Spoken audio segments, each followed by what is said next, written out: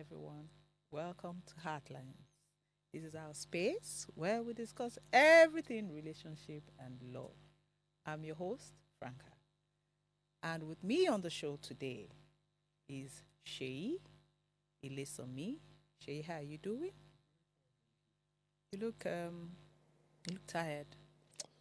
Not really. Just have a bit going on, but I'm good. We're good to go. By the time we start up this conversation, you'll be heated up. Yeah, well, yeah. Okay, so we're having Sajo join us and Jacinta. Are they online now? We have two guests joining us via Zoom. Oh, we don't have them yet. Okay.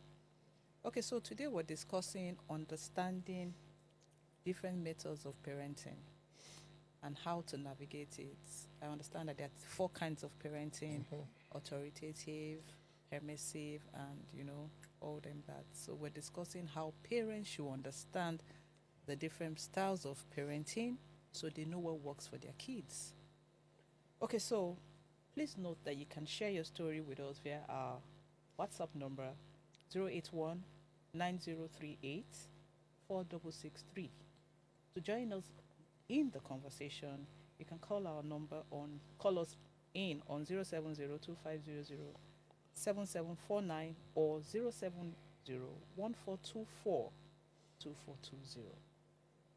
Please remember to subscribe on our YouTube channel at Official Upgrade TV and share the live link to anybody who you feel needs to be part of this conversation. And Shay, okay, so has anybody told you that they watched us on Go TV or DSTV or any of that? No, funny enough. Do we have that on flyers? Oh, yes, it's on our flyer. So you can watch us on RTV, channel 145, and then on Go TV, Plus TV 408, start times 308. But I think on Plus TV, they pick like 30 minutes after, so they watch at 10:30 because it comes after the news. So please know that you can also watch us on DSTV as well. Okay, Uncle Sheyi. Okay, so Uncle Sheyi, before we continue this hour, I dey see you the way they look these children because it's you and I today on this show, and then Sergio and Jacinta. But before we dive into this conversation, let's quickly go on a break so that you will refresh and come back energized. Let's quickly go on a break. We'll be back. Stay tuned. Heartlines will be right back.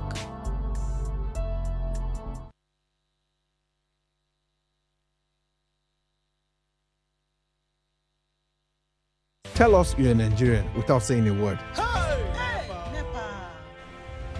Energy security is one of the most pressing issues for many developing countries like Nigeria. And if there's going to be any meaningful progress, addressing our energy issues is non-negotiable. I need to see light for my house. Make them do something. Band A is expensive. I literally have to turn off all my appliances just to reduce costs. We need light. Introducing the Energy Outlook, your go-to show for everything energy.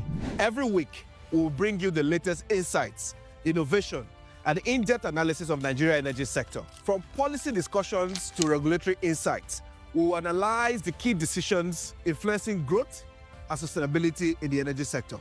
We'll bring you the human stories behind the headlines, giving you a personal perspective on the broader energy challenges. Join me every Friday at 6 p.m. for the Energy Outlook, your guide to the future of energy, where energy means business. Life is made up of moments, some that fill us with joy, others that test our strength. Welcome to Heartlines. This is our space to explore the highs and lows of human connection, the love, the heartbreak, and resilience that shapes our life. From relationships to friendships, parenting to partnerships, and so much more. Every week, we share stories and conversations that define us, navigating love, separations, the struggles of parenting, dealing with anxiety and managing the pressures and stress of life. Real conversations that bring us closer, helping us heal, grow, and connect. So join me Mondays through Fridays at 10 p.m. for Heartlines, the show where we connect hearts Have real conversations with real people, one story at a time.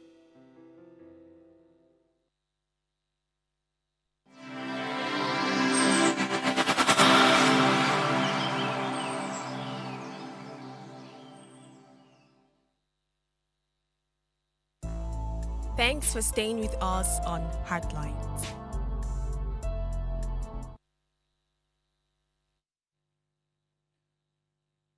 Hello, Jess.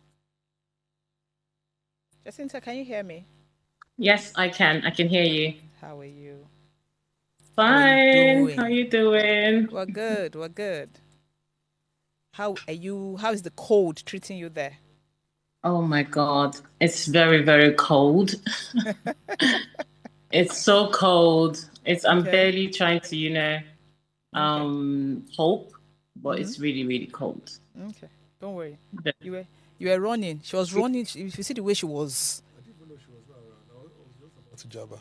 Oh no, she. Oh, they're saying that why you dey dress plenty. No, like why you know this studio? Like why you know? So that No, makes they're a around. lot That's of why sense. she's there. Okay.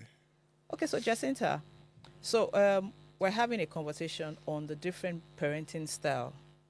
Okay. And there are 4 like major parenting styles. So I want us to have a conversation because this week we're just going to be discussing parenting because I feel that we need to re-emphasize a lot of things that I think parents do not pay attention to, maybe out of negligence or they don't know.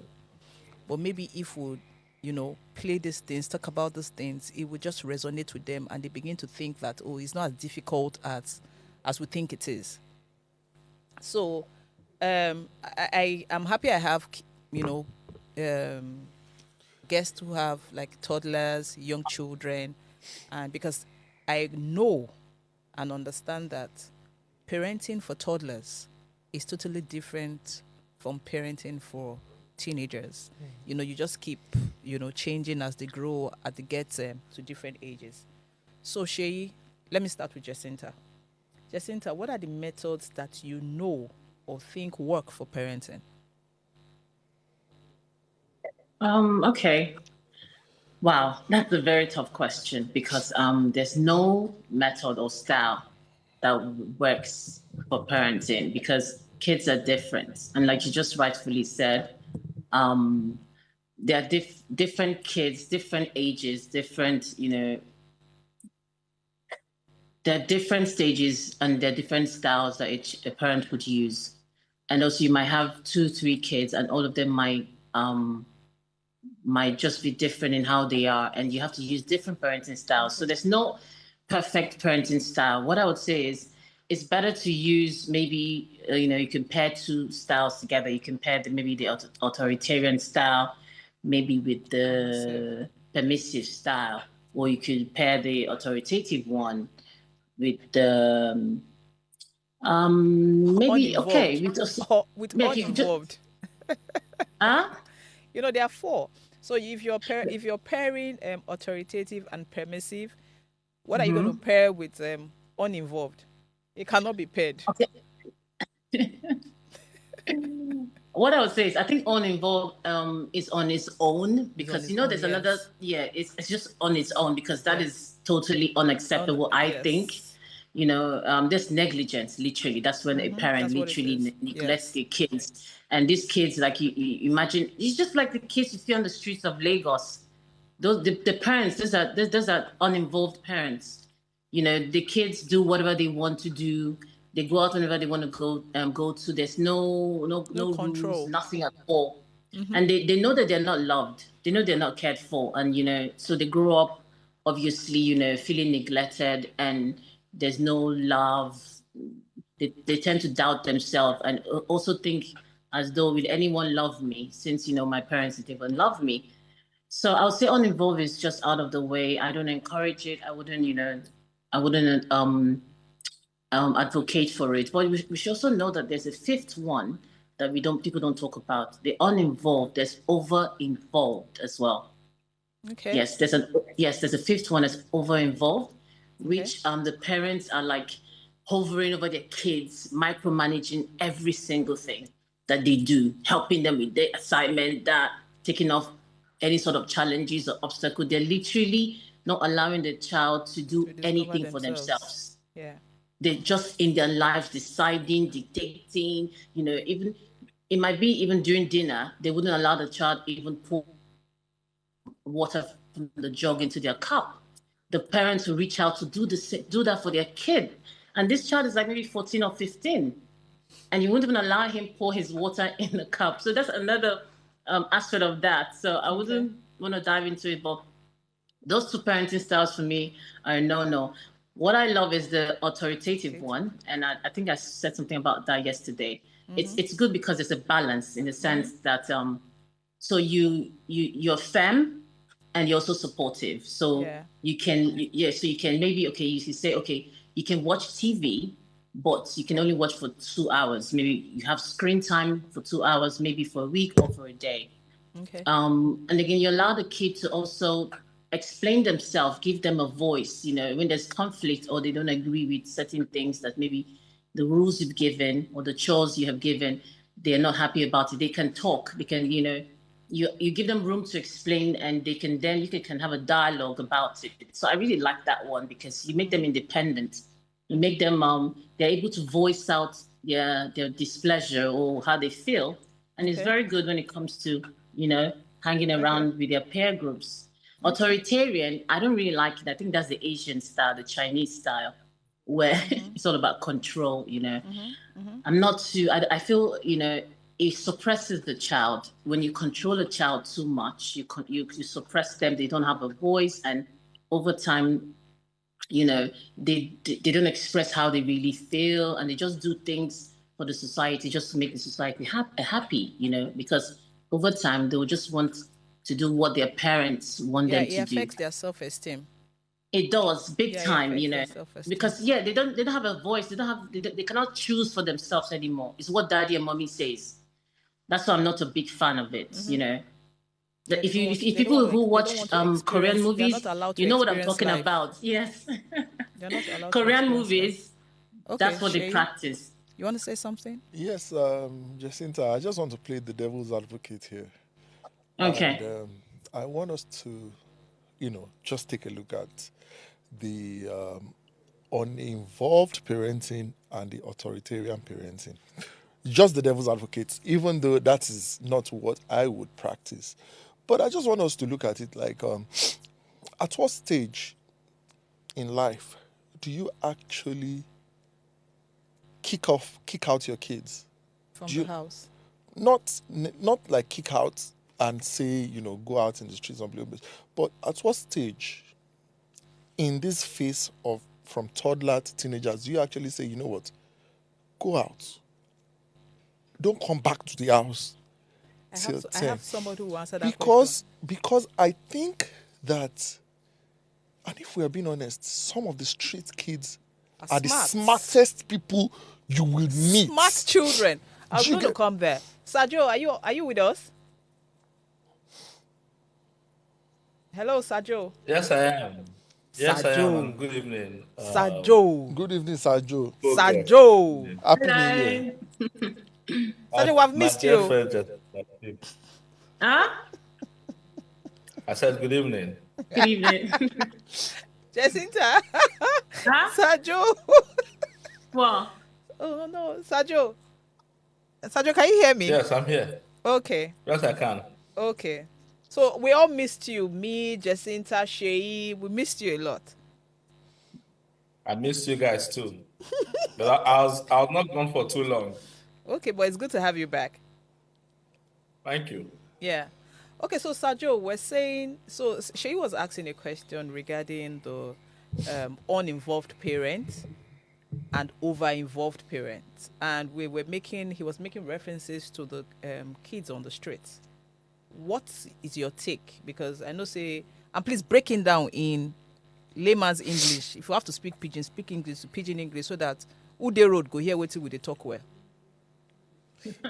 So let me, Okay. I don't know if you heard my question. Okay. Sajo, are you with me? I'm hearing. Okay, so yes. my question is, or was, at what stage in the cycle of training a child do you actually say, okay, from toddler to teenager, do you actually say, you know what, this child, let me give you 2 years to go to the streets? Do you understand? And learn one or two things. Because in as much as we are here, I mean, that might not be our educated style of parenting. Some of the parenting that comes from, was it the unavailable ones or what did they call it? Uninvolved ones, where they send the kids out to the streets. Those kids become extremely smart. There is absolutely, sometimes, right? There's absolutely no challenge that by the time you put your kid that was at home, that you trained, pampered and all that. Not even pampered, you might not necessarily pamper your kids, but if you put them together with these street guys, one-on-one, to navigate life, trust me, they will not, they will collect. They will not be on the same, so how do you balance that uninvolvement together with over-involvement, and how do you balance that with authoritative as well as permissive, yes. Because at some point we have, really, with these kids, you have like from when they were born to about 16, 17 before they move out. And I feel like at some point in that that span of years, there should be a period where, you actually just push them out into, go and do something. Yeah, go out into the streets and go and roll with one or two things, and maybe you have a rope tied to them somewhere where, you can come back. Yeah, you can pull them back and say, come back, because there's a lot to learn from the streets. Okay, all this mental fortitude, all these things, there's a lot.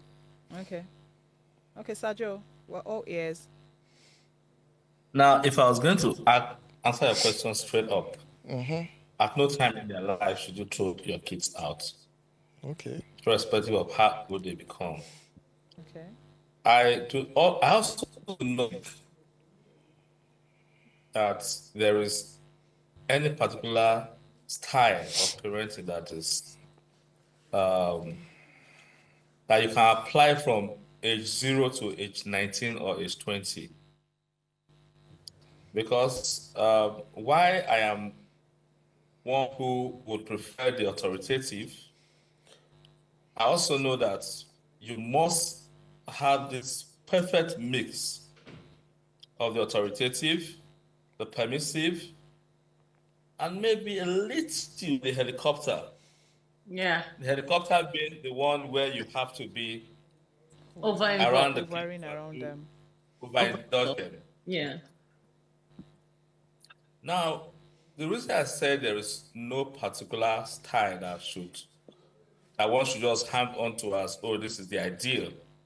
It's simple. At the age 0 to 5, you cannot apply permissive, even if you want to.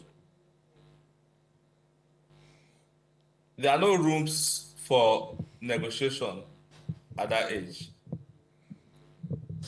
Because if you negotiate, they will outsmart you, and you think they are young, they will negotiate themselves off your space. True. And then when you lose them at that age, you can't gain them.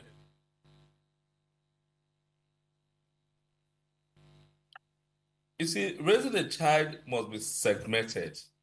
Okay. There's no, let's apply authoritative from this to that. No, it doesn't work. And then to quickly address Shei's issue on the street children. The street children are not the children of the uninvolved parents.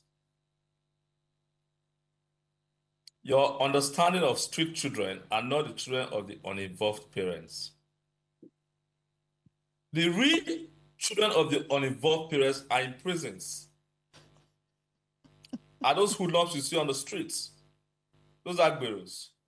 And between you and I, if you put a child who grew up from an authoritative background with those children, they cannot outsmart those authoritative children. Now, what we call street sense is not even sense. in this respect. How to steal, how to jump fence, how to avoid it. No. How many, I mean, let's go back to when we were, how many of those street sense guys came out top in our choosing career? Look around you today and ask yourself how many of them are actually top in businesses, top in academics, top anywhere. I'm talking about the real streets. Very, very true. That's the children of the uninvolved parents, children whose grades are not even known, whose parents do not know which school they go to, what they are studying, what class they are, whether they are going to school with uniforms or not. Those are the uninvolved. Put that against authoritative and permissive. If you marry those two together as one style, permissive, authoritative style, put those children against such children, they will fail. As a matter of fact, those children will serve. The ones that are not in prison will continually serve the children of the authoritative parents. And that you can take to the bank any day. Okay. Thank you, Sajo, for this wisdom. Wisdom. This is wisdom. Okay, so I get that. I think Shay, you're not phrasing your question well, because street sense is important. You're not phrasing your question properly. So what you mean, like Sajo gets street sense. Do you understand? And it's a blend of but I'm everything. not a street boy. You're not a street boy, exactly, but he gets street sense. Yeah, so but it is the smartness, how to navigate things. Which is what is said, which is, combining authoritative and permissive within a controlled environment. You can have sense, but it doesn't have. What the general term of street sense are, things won't happen. You move, you jump, things happen. Oh, but no, that's not my definition of street sense. but My what definition of street sense is being smart to handle situations. yeah, You understand? Being able to analyze issues. You understand? Real life Read the issues. environment to say, oh, okay, this is how. Being able to deal with people, and people are not able to identify or know that, oh, this is what this person is about. You need to be smart in the sense that, oh, when you're somewhere, you should be able to mingle, handle, do different things. You get into, so if you're coming from A, you're able to navigate B, and nobody is saying, oh, you can't blend very well, you can't do this. So what Sajo was saying is you can get that under authoritative. That you don't necessarily have to send them out into the streets for them to learn that. Do you understand? There are things, there are activities, there are different things. No, so your definition of street, you send them out, but not to the street to go and become Yes. adults. They get to live your you understand?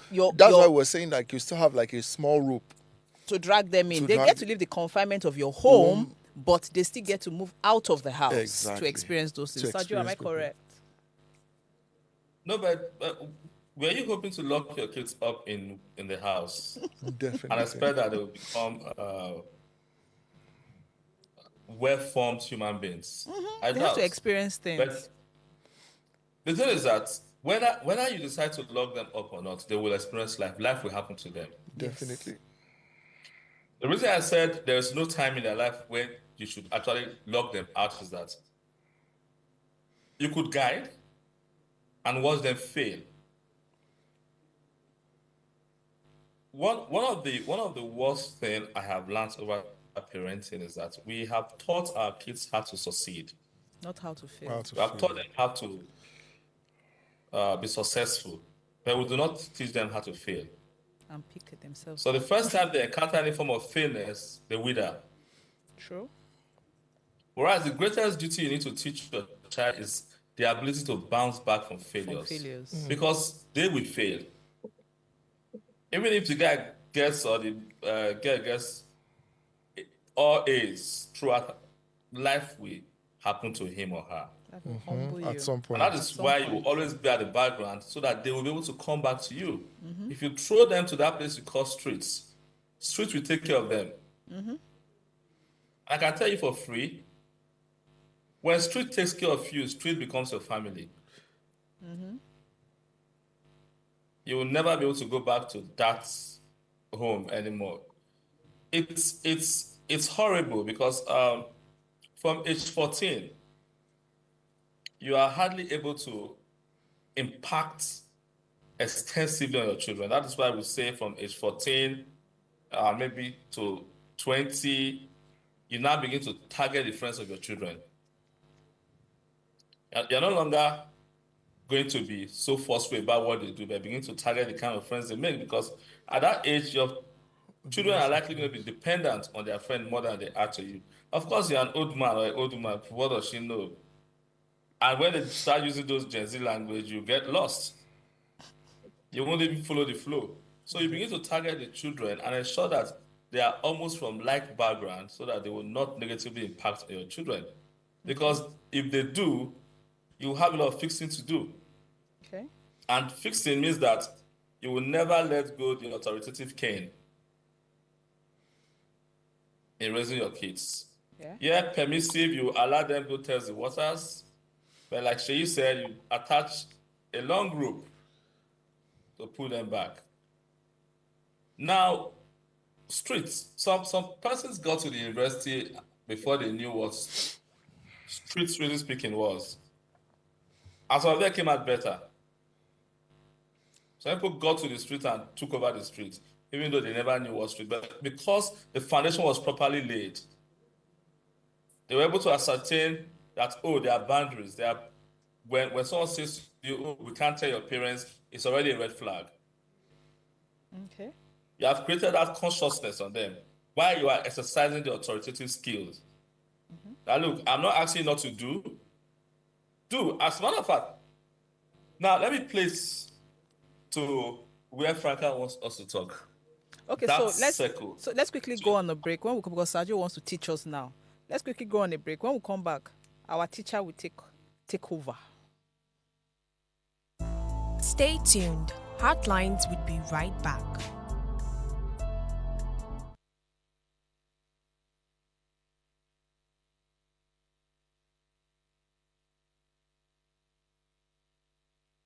Life is made up of moments, some that fill us with joy, others that test our strength. Welcome to Heartlines.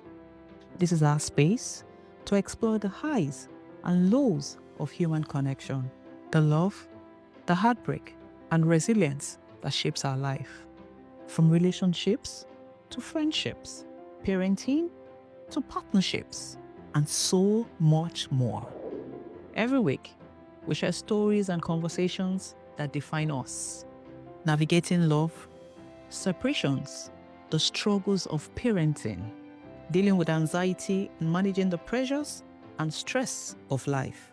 Real conversations that bring us closer, helping us heal, grow, and connect. So join me Mondays through Fridays at 10 p.m. for Heartlines, the show where we connect hearts, have real conversations with real people, one story at a time. Thanks for staying with us on Heartlines.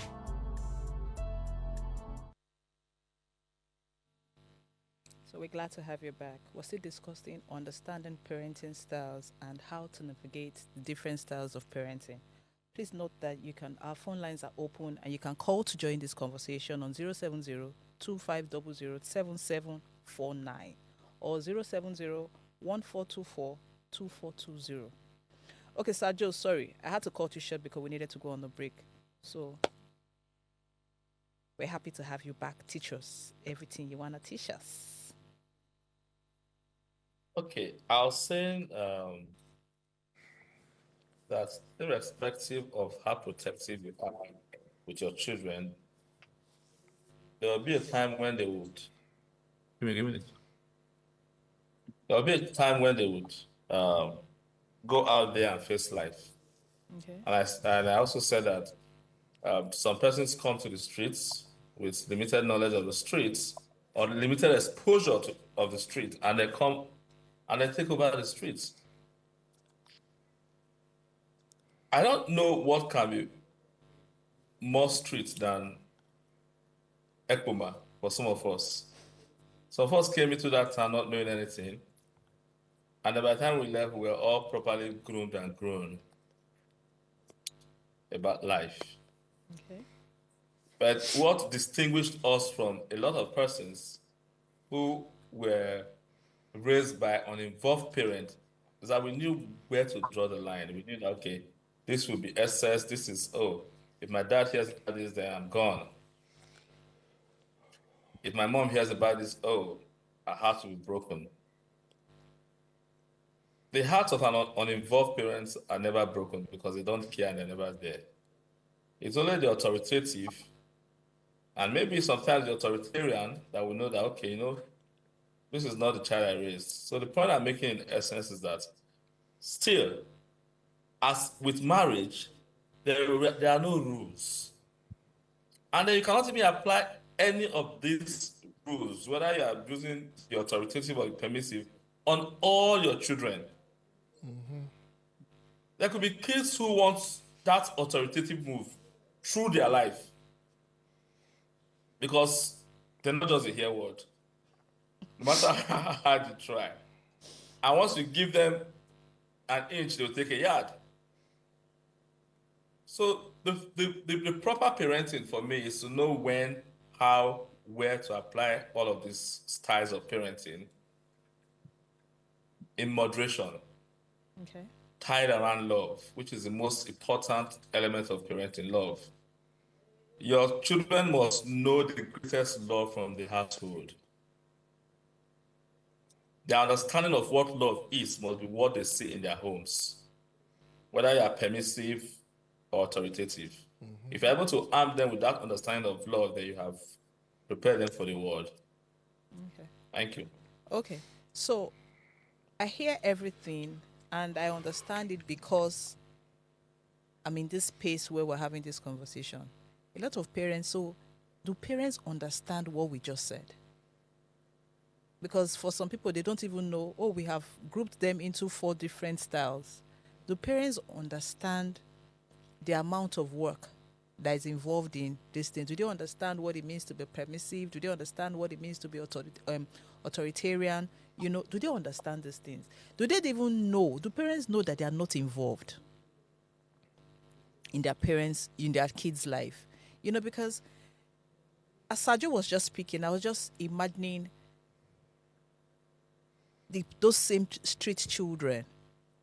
When you ask them sometimes about their children, they speak about their children with so much love, but they don't know any better. So it's not like, so for them, they are not able to, for them, I think this is how we grew up, because they also grew up on the street. You understand? This is how we grew up. So they learn on the street, because before, when I was growing up, they say not be parents, they train pikin, now neighbors, now streets, I be community, now they train pikin. So maybe that's what is in their head. You understand? But again, we're trying to say, with everything happening, again, Sajo, I'm going to come back to you. With everything happening, we see the Gen Zs, we see what they do, what's going on out there. Nobody cares about the impression they're giving to people right now. Nobody is scared to say, oh, I don't know whether they think that their fathers or parents will not get to hear about the things they do. You see them, all the kind of videos they post on social media, those kind of things. Sajo, are you telling me those children were not raised with love? Yes. Okay. The reason I would quickly say to you that they are not raised with love, you see, love is not in giving. Love is in involvement.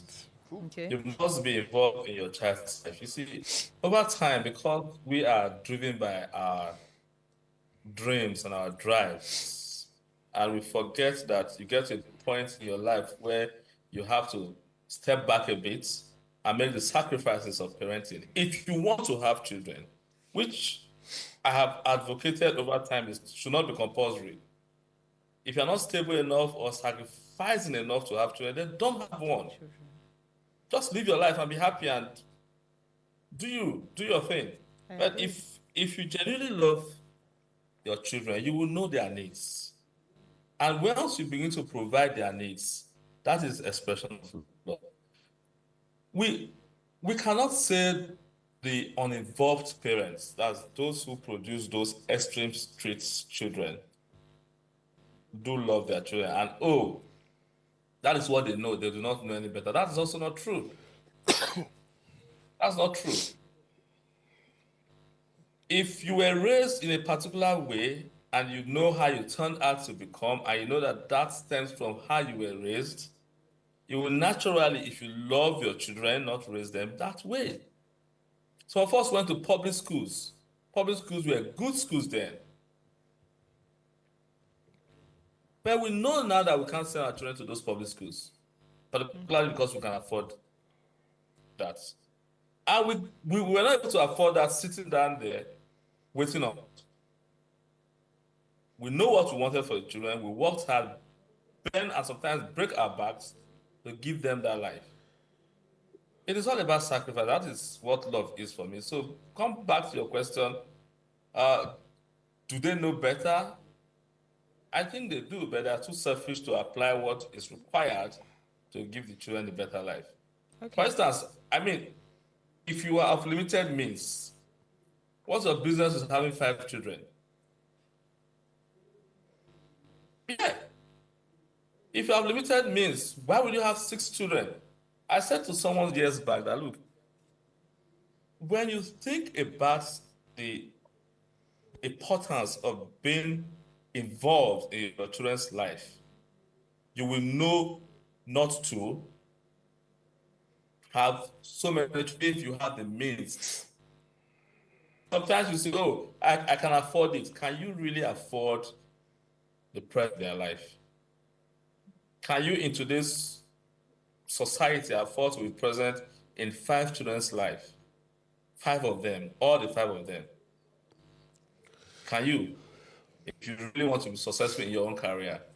In 6, in 7, some had 11. Not from a polygamous relationship, but from one woman. And 5 of them are in prison. So, do they know? Yeah, they do. Are they willfully uninvolved? Yes, they are. As a matter of fact, we'll get to the point when we begin to, as I think they started in Akwa Ibom State some years back, we'll begin to get those parents arrested and have them try for child abuse, for bringing children forth that they had no intention of taking care of. Mm-hmm. You know they started doing that in America now. Okay. If your child becomes like all this mass murderer, that they will just carry gun and enter schools and start shooting fellow students or whatever. If your child does that, they carry you too. Okay. Do you understand? The last one that happened also, the parents, they sentenced them as well. Okay. Like, how did your child get so bad? You're not involved. To this level, you know. You're not involved. Like, you didn't see, you know, so, yeah. So I want to share an experience. I had a staff that was involved in a few crazy things, and the father is a pastor. And I called him. He didn't know what the child was doing. And then I called him to say, this is what I have noticed that your son does, you know. And he said he would have to pray about it, that he wants to pray about it, that there's really nothing, you know, he can do. Jacinta, I want you to tell me what you think. We know we had the conversation and we said, oh, pray for your children. Do you understand? And I get that point, and then I agree with you that you should pray for your children. But is it that we have given so much, we have left so much for God in parenting, that instead of the things we're even supposed to do as children, we have said, you know what, take it to God? It's laziness and selfishness. Jacinta. Hello, Jess? Yes. Mm-hmm. So what would you say if someone comes to you and says that, oh, you know, my son is doing this, but there's nothing I can do, I'm praying for the child? Would it make any sense to you? It will be disappointing, of course. Okay. You're not supposed to say that. It just shows the kind of parent that you are. It shows that you're not at the top of your game, definitely. Okay. Like just like what Sergio said, some people don't have any rights to have kids. They, and I think I don't know how or where. I think there's some sort of miscommunication at some point, I would say, because no one ever taught any of us growing up. I don't think there was any sort of explanation or conversation that allowed people to know that not everybody is supposed to be a parent. Because if you know you cannot take care of these kids, you have no business being a parent. Having them. It's not but all our lives, most of the things that we had was get married, have kids. Children. That's what success was. Mm-hmm. If you don't have kids, they'll label you as maybe dysfunctional or something was wrong with you. So a lot of people had kids, Mm-hmm. And even then, when someone will say, "Oh, I don't want to have kids," you look as though the person is mad. So what I would say is, it's unfortunate that you would rather pray for your child mm-hmm. than talk to them. Mm-hmm. There are many ways in which you could, talk to your kids. There's many ways you can correct them. But maybe the father has given up on the child already, and that's the only thing he could say to you. Maybe he feels that this child is wayward and, I'm done. Okay. Maybe, yeah. I would think so, For that kind of response, I would think that the father is done or the guardian is totally done with the kid. Okay, so I would actually go back to what Sergio said. Sergio said something about being selfish and all. Because I've seen people who are not even able to have their regular 3 square meal. Yeah. And they have 5 kids. And then you ask them. In fact, they come to you who has just 2 to help them train their children. And you're asking them, I don't understand. How you take born 5? They say, now God, they give pikin. Jacinta, they know they've encouraged to born those pikin.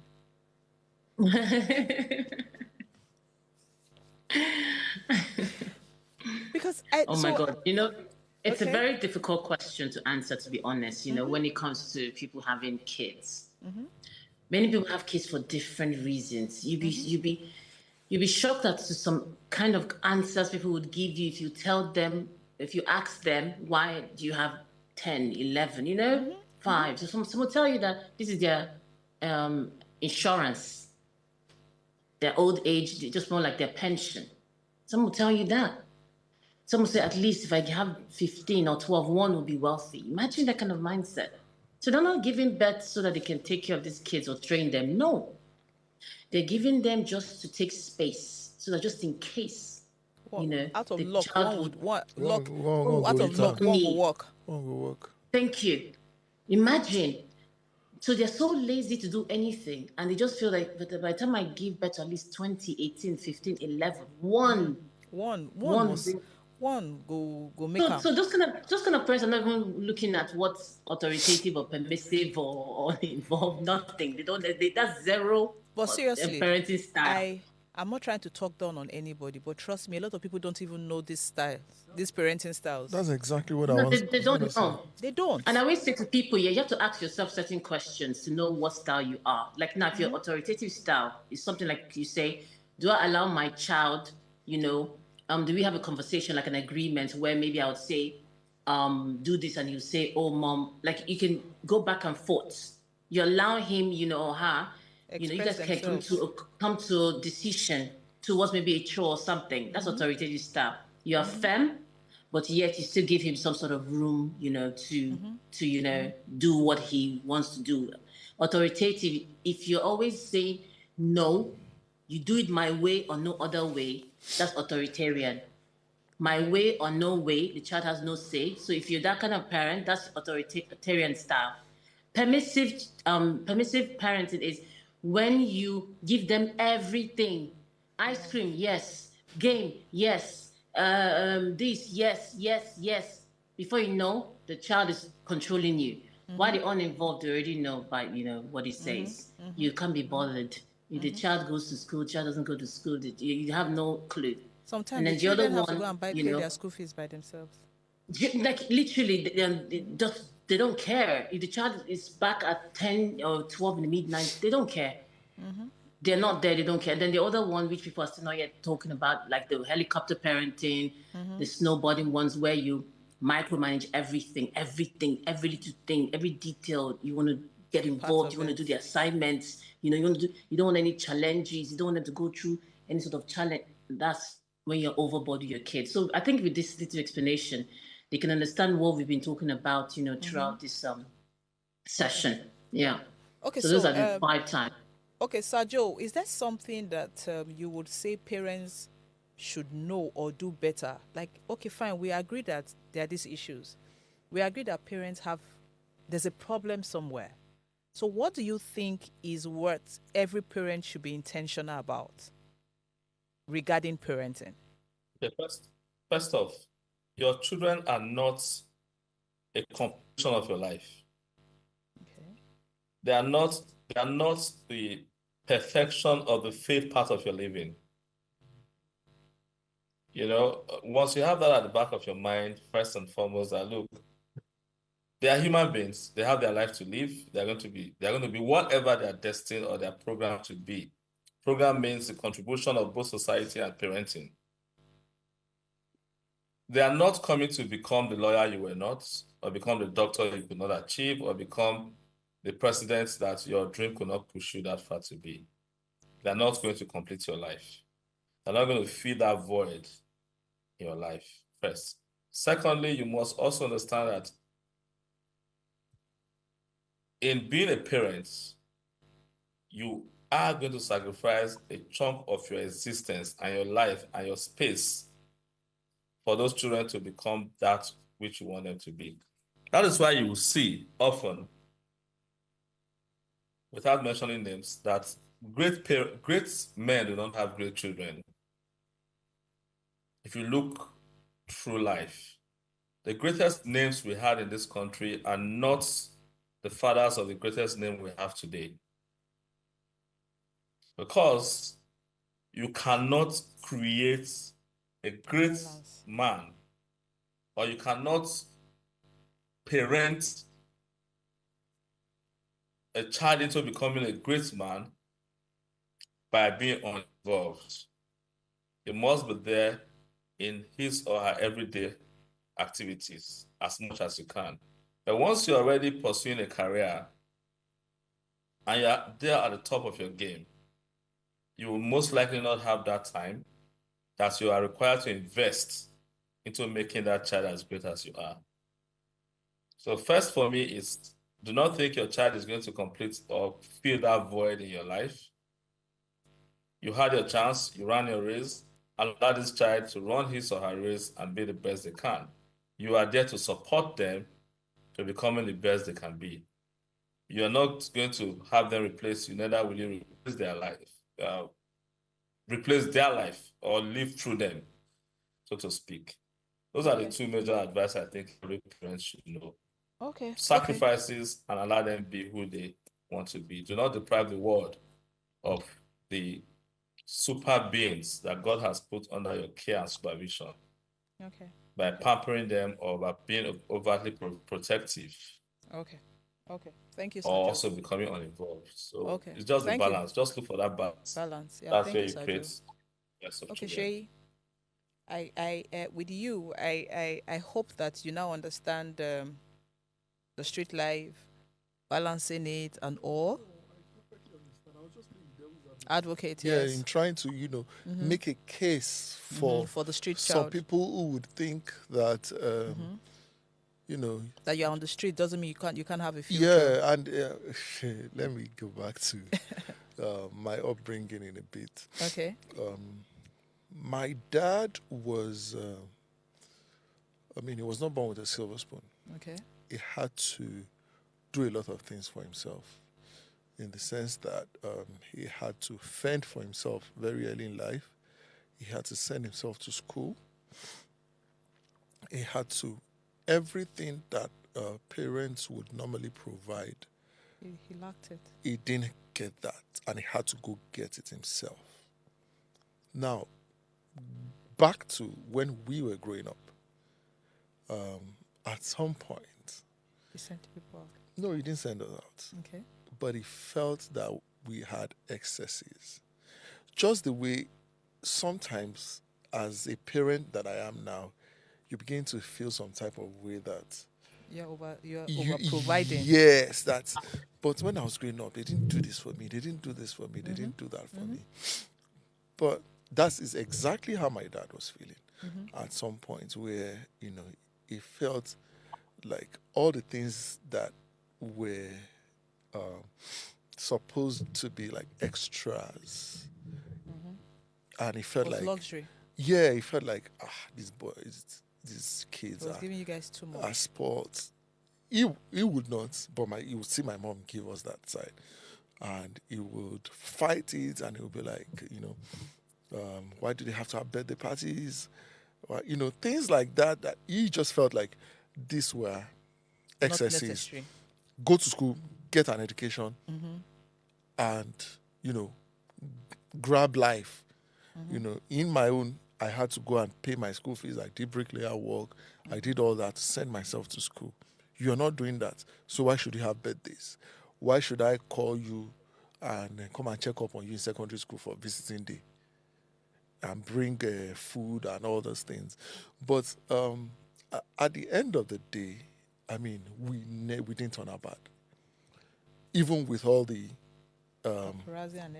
support, all the comfort that my mom was providing. So at the end of the day, I think we should also realize that it's the same thing, like a balance. Not even a balance. We should also realize the world and what we call comfort in our own time. What we call excesses during our own time might not necessarily be excesses for the next generation. For example, probably during our own time, you will hardly get your parents to sit down with you and talk. And you talk about how you feel, what you think you should do about life. They will probably tell you that you are going to become a doctor. No, but so I think that's... You become a lawyer. I think that's... So it's not general. I think it depends on... It has to do where you're coming from, because in your own time, if you didn't experience that, I'm very sure some other families, some other child experience it. So it's relative. Yeah, no, I just want to know how many people really sat down when they were going to university. We don't have that statistics, and we don't have time for that argument right now. We're running out of time. Jacinta, you want to say something before we round up? Franca, please, I just need to chip in something. Just a minute. Okay. You see, the luxury of the 80s is not luxury today. Exactly. Okay. That's my point. It's basic. Exactly. It's even below basic. So if you as a parent feels that you didn't have the life children are demanding for, yes, and for that reason you deprive them of that right, then they'll hate you. You're not in today's reality. Yeah, exactly. We didn't have phone in our times. Exactly. There were no phones. We had to wait for 4 p.m. For the few of us who had televisions. We had to wait for 4 p.m. to study those lines on TV. Study the lines for that 30 minutes and before yellow, red, blue, 4 exactly. Before We had to study those colors. Yes, those colors. Study those colors for some minutes. So will I say, oh, that was the life I had, so let me give that life to my children? No. Okay. Jacinta, you want to say something? In every generation, there are basics. Okay. Yes, I would just say that my advice to parents is stop shouting at your kids. Stop shouting. Why? Because when you shout at them, they zone out. Okay. They zone out. They don't hear you. So put your voice down and talk to them calmly. That's what I would say to them. Do you agree? I'm a Christian. Study wrong. I spoiled the child. He said I'm a Christian. He said I'm a Christian. He said I'm a Christian. No, the idea is Franca, I think that you can still pass the message without shouting. Because you know why? They zone out when you shout at them. The point again. Do you get what I mean? They zone out. That's the thing. They don't hear you. The point again with shouting is that if you depend on shouts to address your children, you have failed in your responsibility. If every time you have to interface or interact with your children, you need to shout. You need to shout. That means that you have lost your command and control. Yeah. Okay, so please, we have to round up. So Okay, please note that you don't have to bear your burdens alone. Like we have very good conversations on the show. Again, you can call in to share your stories. You can send us an email on counsel@vodaconsult.com to share whatever. Just send us an email, like we said. One of our team, a member of our team, is going to respond to you, or you call. You can call and we'll address whatever you want to address. You don't even have to mention your name. So please, please, please, please, please, don't bear your burden alone. Don't feel, like you're not able to express exactly what you want. Just a call away or an email away. See you tomorrow.